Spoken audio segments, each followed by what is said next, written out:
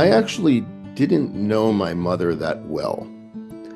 And part of that is because she wasn't around a lot for various reasons. So some of what I remember about her are from photographs and from things my sisters, who did more to raise me than parents, for things they've said or things they've shown me. She was married for 67 years, but to three different people. And she kind of met her perfect match, I would say, in middle age. And a wonderful, wonderful man who became like my dad. And I think she was entertained and amused by her children, by her daughters and sons. I don't think she quite knew what to do with us a lot of the time. One quick story I'll tell is that I decided at age 3 years old that I was going to run away from home. So I packed this tiny little suitcase I had with a single pair of underwear. That was it. And she held the door open for me, and I walked out the door, and I got down to the end of the driveway, and I turned around and I said, "Where do I go?" And she looked at me and said, "I don't know." And apparently I came home after that. So that was my runaway, and she made it possible. She wasn't going to stop me from running away at age 3. And after that, it became a kind of, we moved around a fair bit. She was very close to my sisters. And because of her third and last marriage to a man who was a conservative Jew, she actually learned a lot about Judaism from him. Prior to that, knew nothing.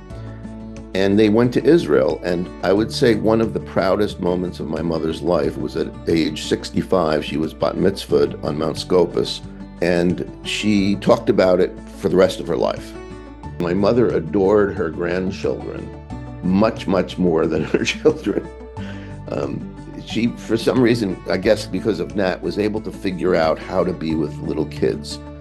And my daughter was one of the first of the granddaughters, not the first. But by the time my daughter came along, my mother was actually really good at being a grandmother.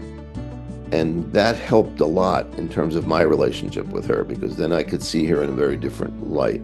That was my mother, a bit mysterious, a bit offhand in some ways, but warm to everybody that she knew, and very, very happy for the second half of her life. Very, very happy. I'm going to be talking about my father, Donald Fox. He was born March 25th, 1925. He went to high school, and he eventually knew he was going to go into serve in World War II. So one of his funniest stories, they were heading north, and he gets lost in Russia, and he was taken prisoner for a few days, but treated well, and then dropped off in the palace of the Shah of Iran. And fast forward to 2006, he gets something in the mail, and was a Medal of Commendation for his service in World War II from Vladimir Putin. It is really hysterically funny considering they took him prisoner.